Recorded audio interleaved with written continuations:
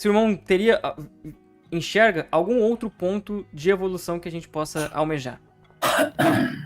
Eu acho que isso tem que ser discutido loja por loja. Porque você tem um Brasil que ele é um continente. Ele é maior, sozinho ele é maior que a Europa. Então, você pensar numa maçonaria na Amazônia, onde eu morei... Onde eu moro atualmente? Aliás, esqueci que você está no Pará. Só que eu morei do outro lado, morei em Rondônia. Você não pode querer uma sociedade igual a que tem em São Paulo. Perfeito. A que tem no Rio Grande do Sul. São problemas diferentes. São diferentes.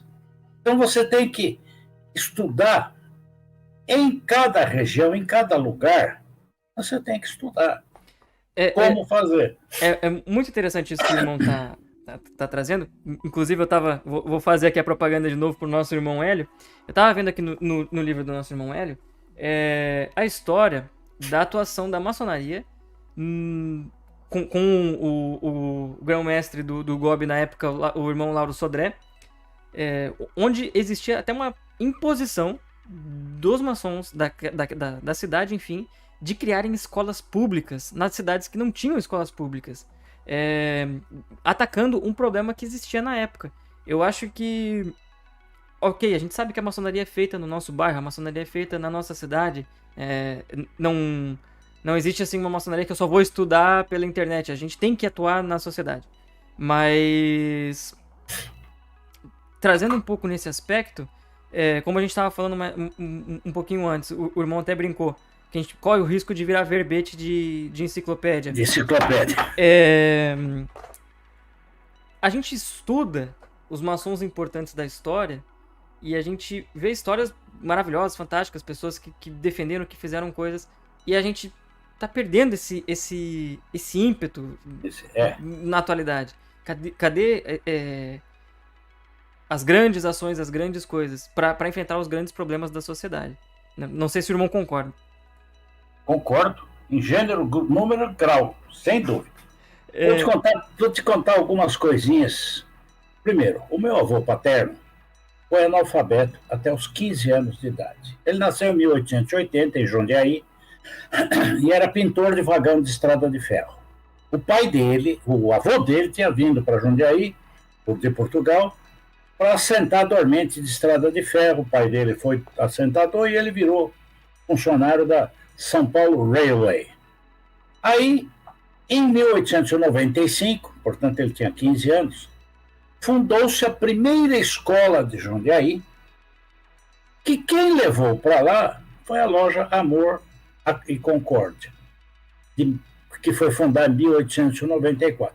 Jundiaí, a 60 quilômetros de São Paulo, que já tinha trem há muito tempo ligando 2, 3 vezes por dia, não tinha escola.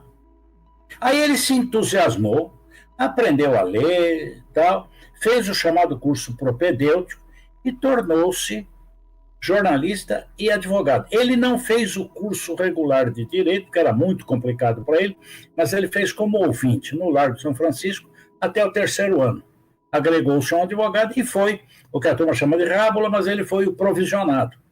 Uma figura que caiu em 1994, numa das reformas da OAB.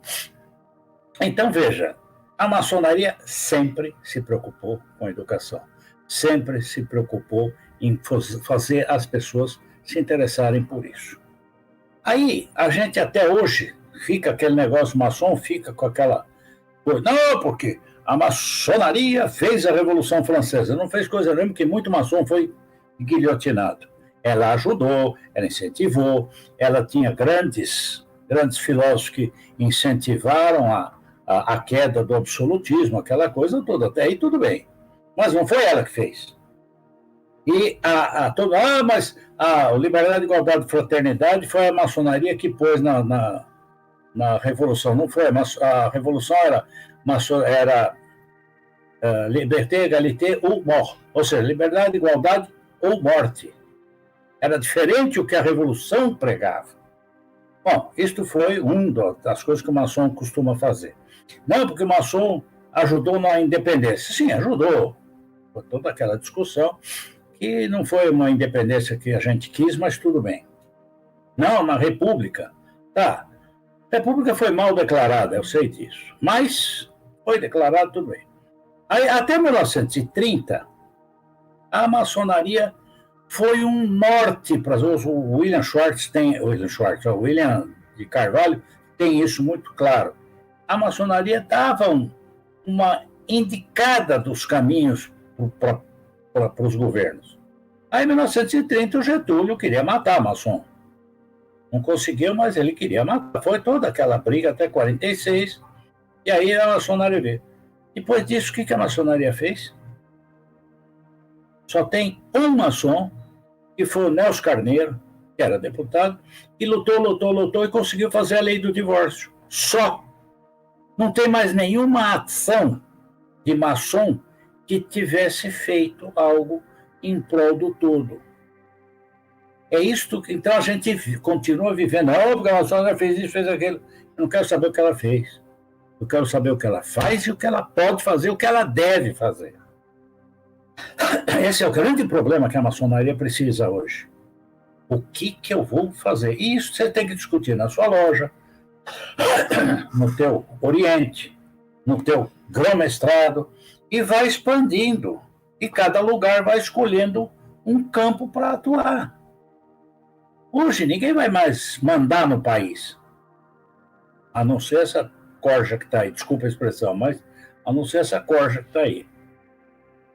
Tá, então, é complicado, é muito complicado, mas a maçonaria precisa tomar consciência da sua situação. Não ficar remoendo o passado e começar a botar... Exatamente. Pô, eu quero saber o que eu vou fazer hoje. Perfeito. Quero saber o que você... Ah, é isso.